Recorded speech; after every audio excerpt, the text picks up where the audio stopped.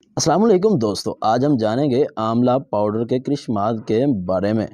آملہ تو آپ کھانوں میں بہت زیادہ استعمال کرتے ہوں گے، اس کا تیل بھی بالوں میں لگاتے ہوں گے کیونکہ اس کے فائدے ہی اتنے ہیں کہ آپ اسے کا استعمال چھوڑ ہی نہیں سکتے۔ آملہ میں وٹامن سی، کیلشیم، آئرن اور فائبر بڑی مقدار میں پایا جاتا ہے، لیکن اگر آپ اس کو پاؤڈر کے فوائد نہیں جانتے تو چلیے جانتے ہیں۔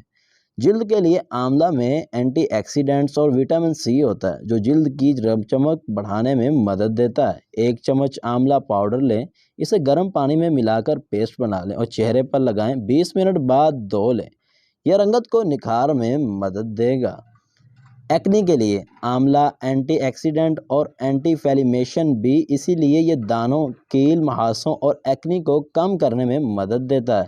اس کا پیسٹ 15 سے 20 منٹ کے لیے چہرے پر لگائیں، یہ پمپلز کے نشانات کو بھی ختم کر دیتا ہے۔ خون کی صفائی کے لیے بھی آپ آملہ استعمال کر سکتے ہیں۔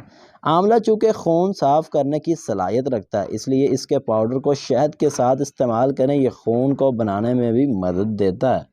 نظام ہضم، کھانوں میں اعتدال نہ رکھیں تو پیٹ اور ہاضمے کے مسائل ہو جاتے ہیں۔ آملہ کا پاؤڈر نیم گرم پانی کے ساتھ پینے سے پیٹ میں صاف ہو جائے گا اور اضافی فضلہ بھی خارج ہونے میں مدد ملتی ہے۔ دل اور کینسر کے مریضوں کے لیے بھی مفید ہے۔